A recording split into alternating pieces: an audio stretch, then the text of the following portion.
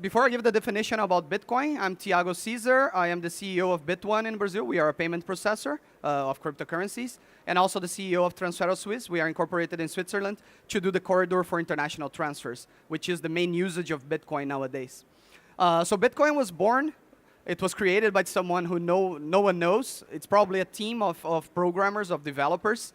And the basic definition of Bitcoin is someone can transfer value from point A to B, from person A to B, without a central intermediary. That idea is completely revolutionary. I don't know who here is an economist, but that's the biggest economic innovation in human history. Because before that, unless you do a cash transaction with someone, in a digital environment, you always needed an intermediary to make the transaction valid or safe, or at least to solve some troubles that could happen between receiving or not receiving the cash.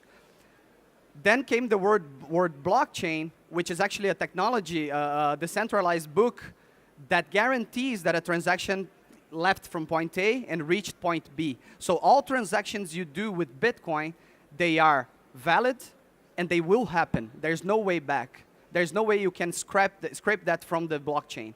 Once it happened, it happened. It's public, everyone can see that. I'm going to show how the topic evolved during time. In the beginning, the rise and fall of Bitcoin by Wired, the price was $2. It was in 2011. Then Wired said that Bitcoin had expired in 2012, saying it was dead. The price was $13. In November 16, 2013, Bitcoin is a joke by Business Insider. It was already $433. Back then, when you spoke about Bitcoin, especially in events, people laughed about you, like, oh, that's funny money. Why should I care about that? And maybe they were right? No. November 27, 2013, Bitcoin is doomed to fail. A lot of specialists said that it was a failed technology, it wouldn't catch up. It was just money to buy drugs on the internet or illicit things.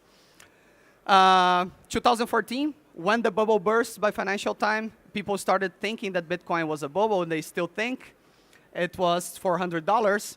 2015, Bitcoin is not the future of money by Washington Post. Maybe it's not, but it is something from the future that will stay with us for a long time. 2016, Bitcoin already 437. Bitcoin is dead. So Bitcoin was proclaimed dead 190 times already by main vehicles of media. And now 2017, here's how Bitcoin will collapse by the street, $4,200 per Bitcoin. So basically, we have something that was created in 2009. Now we are in 2017. The price has only gone up. And I'll show you some market details. Already 70 billion US dollars of market cap. 4 to 5 million users have active wallets, unique wallets nowadays. Bitcoin holders, somewhere in time, 10 million people already had Bitcoin somewhere in time. And the average number of transactions per day is from 280 to 300,000 transactions per day. And then, Thiago, this compared to Visa, to MasterCard, is nothing. Yeah, it's nothing. But then for how long has Visa and MasterCard been around? And they have a central controller managing the way the company goes. And in this case, we're talking about a completely decentralized technology that doesn't rely on any CEO or any director to actually move it somewhere. So this is very revolutionary. And you know what? I come from a country, Brazil, you almost know, we have capital controls. If you have operations in Brazil, have you ever tried to send $10 million to Brazil or take $10 million out of Brazil? It's impossible. Unless you are BMW, General Motors, or a very big company. If you're a small or medium-sized operation in Brazil, you just can't do it. We are like Cuba, North Korea. We have capital controls. So with Bitcoin, we can do $10 million in 10 minutes out of Brazil without infringing any capital controls regulation. As a rails of payment, this is quite revolutionary for markets where you still have old frameworks and old regulatory frameworks. I'll give some of the basics about the Bitcoin market. So basically, the top 5 exchanges now, Bitfinex, based in Hong Kong, is the largest. And basically, exchanges are places where you trade fiat money for cryptocurrencies. So you have $10,000, you can exchange it for Bitcoin. And what's important is once you have Bitcoin, you can have any currency in the world where there is Bitcoin liquidity. So basically now any of the top currencies in the world you can trade instantly when you have Bitcoin. So you can see the value for countries like Argentina, Brazil, Colombia, Venezuela, where it's forbidden. Actually, I have friends who were arrested in Venezuela for dealing with Bitcoin because simply it gives freedom to people. Like you can choose not to have a very bad currency called Venezuelan Bolivar, and you can have dollars, euros who can protect your wealth much better than the local currency. So as I said, the top currencies nowadays, you had a very big dominance of Chinese yuan in exchange for Bitcoin, but not anymore because in the past days, the Chinese government intervened in all Bitcoin exchanges and started to give a tighter regulation to the subject. So Chinese yuan dropped, Japanese yen, who was not very representative before, started to grow because, on the other hand, Japan already accepted Bitcoin as a means of payment. So nowadays you can buy flight tickets, hotels, products in grocery stores, and everything with Bitcoin. What are the main industries inside this crypto environment? Well, you have exchanges, as I showed you some, places where you trade fiat for cryptocurrencies. You have wallets. Basically, you hold Bitcoins inside your phone, right? And you can transfer value by scanning a QR code, and it's approved by the miners on the blockchain. So wallet providers is one of the big industries of Bitcoin. Mining. Mining operations is probably the largest activity in terms of numbers. And mining, who here knows what mining is? Actually knows what it is? Okay. Oh, yeah, okay, perfect. I'll try to give it a quick explanation about what mining is. So once we have the traditional, let's think about the traditional financial system, right? When I do a transfer from HSBC to Nordea, you are relying on institutions like the European Central Bank and the local central banks to keep a track of all the payments that are done between those institutions. In case of Bitcoin, you don't have a central bank. So who is validating transactions? Miners. So how do they do that? They basically get computers to calculate, according to the protocol, according to the rules of protocol, what transactions are valid and what transactions are not valid, and then mine a block of transactions. So you move from a centralized intermediary-based system to a system where anyone who has computational power can start to mine transactions. And what are the economic incentives to actually spend energy and put a computer to mine transactions of Bitcoin? New Bitcoins are generated and given as a reward to miners who can actually mine a block of transactions. So it's a game of computational power. Whoever has more computational power in the network can have higher chances of mining a block of transactions and get newly generated Bitcoins. What is the economic incentives for the central bank to keep a ledger of all the transactions? Taxes. In case of Bitcoin, like a lottery of people competing for computational power. I know it's a lot to absorb in a quick session, but that's how it works, how the system works. So basically, mining is people going to countries where energy costs are low, like Iceland, China, Paraguay, setting up big warehouses of machines and putting them to calculate the transactions of the Bitcoin network. And they actually make a profit by doing that and help the network to be resilient and strong and everything. And, of course, the payments industry, which is the one that I'll focus here, because it's, for me, the most disruptive of all of them. So basically, as I told you, this is not a problem for Europeans usually, or people born in Switzerland or in the United States. But for the rest of the world, moving money around is a complicated business. And cross-border payments, 30% of them using Bitcoin have an average ticket of above $1,000, and 50% of them are between 100 and 1,000. This high traction comes from closed economies like Brazil, Venezuela, Kenya. In Kenya, you have Bit.Pesa is one of the companies that do that. In Brazil, you have Bit.One, well, my company. And we, at least at Bit.One now, we're moving around 2 million Brazilian reais per day using Bitcoin as a rails to do that. And I hope there's no one from the Brazilian Central Bank here, but seriously, we're helping people, whereas the banks are still not able to due to regulation. And 90% of cross-border payments use Bitcoin as the rail. So how does it work? You get fiat currency, let's say Brazilian reais. The platform converts Brazilian reais to Bitcoin, sells Bitcoin in the target destination, and delivers euros to the final customer, for instance, like a transaction from Brazil to Europe.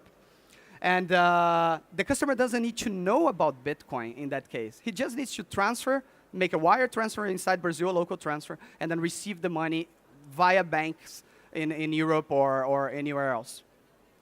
And also, there are payment processors. So let's say you are a movie provider service, or you are like Steam, one of the online gaming platforms. They accept Bitcoin.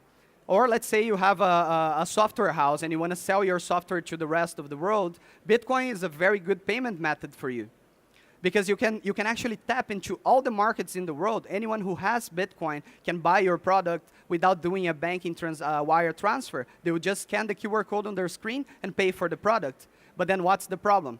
Usually, the merchant, he pays his taxes in fiat currency. He pays his employees in fiat currency. So he needs someone to convert Bitcoin to fiat currency so he can, keep his treasury well managed in fiat currency. So payment processors, they enter right there. So lots of companies like BitPay, they provide merchants with solutions to accept Bitcoin and then get fiat money in the end. Crypto to fiat conversions. And now POS solutions are starting to emerge for brick and mortar shops. At Money 2020, I presented a solution from our company where you have a credit card machine by Ingenico, and the software inside has a credit card option for payments, a debit card option for payments, and also Bitcoin. So it shows up a QR code, the customer comes with his wallet, he pays, and then it prints the receipt showing the conversion between the fiat currency and Bitcoin at that moment. So it's gaining traction. So basically here is a graph divided by regions and what kind of industry is more prevalent in that region. So basically, if you see the developed countries, they have less money transfer services and more merchant services, whereas in less developed countries like Brazil and Venezuela, you have more money transfers and B2B payments, because that's the pain in those countries. What are the challenges to that industry now? What is what we face every day in order to put that business up and running? First, relationship with banks and financial institutions are quite tricky, and I can understand why. Come on, you are from a bank who is there for 200 years already, and then you're going to open your doors to someone who is not regulated yet, depending on the market, coming with a solution that came to be known because of the wrong characteristics, like buying things at Silk Road and everything. And you have, of course, a big preoccupation with compliance, KYC, and AML. So proving to the banks that you are a sound partner and that you do all the compliance checks, you do the KYC process, the AML, you have an AML policy, and you want to work honestly just using the technology to help customers is very, very challenging. But we're managing well, and some other are also managing well. Integrating it technologically wise with banks is complicated. I know a lot about Brazil. I don't know much about the United States, for instance. But like in Brazil, you know how companies, they do mass payments right now? They send an Excel spreadsheet to the bank, and in the end of the day, the bank processes that spreadsheet and sends out the transfers. That's so archaic. It's terrible. So integrating something technological as this with banks, not easy. Regulatory gray area. The first time I got a call from the Brazilian Central Bank, I got scared. I said, oh my God, like the central bank is calling me. And then they sent an email, invited me formally to go to Brasilia, the capital city of Brazil, to talk to them. And then I said, But okay, it worked. They understood the technology, and they said they will not regulate it up to now. They will probably take like 2 or 3 years to start regulating Bitcoin. But in a way, that's not that good for me, because some financial institutions will only accept me if my market is regulated. So it's quite a challenge. I'll talk about regulation a bit more in a second. And liquidity in one or more traditional currencies. So that's basic macroeconomics, gentlemen. Once you have a currency, let's say Brazilian reais, which is not accepted anywhere in the world, and you have Bitcoin, which can be converted to any top-class currency in the world, you have a bigger demand for Bitcoins than people willing to sell Bitcoins for Brazilian reais. You can easily understand that. Who wants Brazilian reais? And it's being recorded. I'm bashing the currency so much, but it's true. So what you have is a different spread on the price of Bitcoin in less developed economies and a lower spread in developed economies. So if you can play that well, it can be beneficial to you. But most of the times what happens is more people trying to get money out of Brazil and much less people trying to get money in. So you have this imbalance and the price of Bitcoin just skyrockets in Brazilian reais. So that's a challenge. For payment processor, well, integration with POS software providers. So coming to a software provider of a POS machine, a point of sales machine, and saying, hey, can I integrate Bitcoin with your POS machine? Not an easy task, but it's getting better every day. The banking infrastructure can be a bottleneck, and that means that's not a problem in Brazil. Bank transfers are very fast in Brazil. They're instant. But in some countries, you take 1 or 2 days to have a bank transfers from one bank to the other, and that can be a bottleneck. Because your selling point is that your technology is so fast, but then when you have a bottleneck at the banking system, it's not that good anymore. And licensing for payment processing can be a problem in some regions. In terms of licensing, the companies that hail from North America, Africa, and Middle East, 86% are actually licensed by the government. Bitcoin companies are already licensed by the government, especially the ones that hail from New York, and they have to be licensed. But in Latin America, only 40% are actually licensed. And the reason for that is, well, the regulators are not keeping up with new technologies, and it makes difficult for international negotiations, because if you're not licensed in your main country, how will he accept you in a foreign country? So it's a bit complicated. So the central bank is not clear about how or when regulation will be enforced in Brazil, but I'll talk about other countries. So just to give like a small summary, what is the killer app of Bitcoin is the internationalization of money. That's the killer app of Bitcoin. That's why it's being used by so many underdeveloped countries or developing countries in the world. And of course, there is a second aspect, which is a speculative investment. But in terms of business, it's actually internationalization of money. And I'll just go very quickly on something called ICOs, which proves my point about internationalization of money. So you have a digital currency which can be sent to any country in the world in a matter of seconds. This means that financing can and will change, and that's what happens with ICOs. So, of course, this is a play with the word IPO, initial public offerings. So a process of initial public offering, you have to find a subscriber, very costly to actually launch your product in a stock exchange and everything. However, if you write a white paper about your technology, you publish that on the internet, it means that people from anywhere in the world can actually invest in your business without going through that cumbersome structure that already exists. Investment bankers will love this because some of these examples, like Tezos, it was based out of Switzerland, they raised $232 million in 48 hours. And all of these examples, those quantities were raised in a matter of weeks or days due to that decentralization and internationalization of money. So I found it was very relevant to bring that topic into the presentation, because this is the new fever.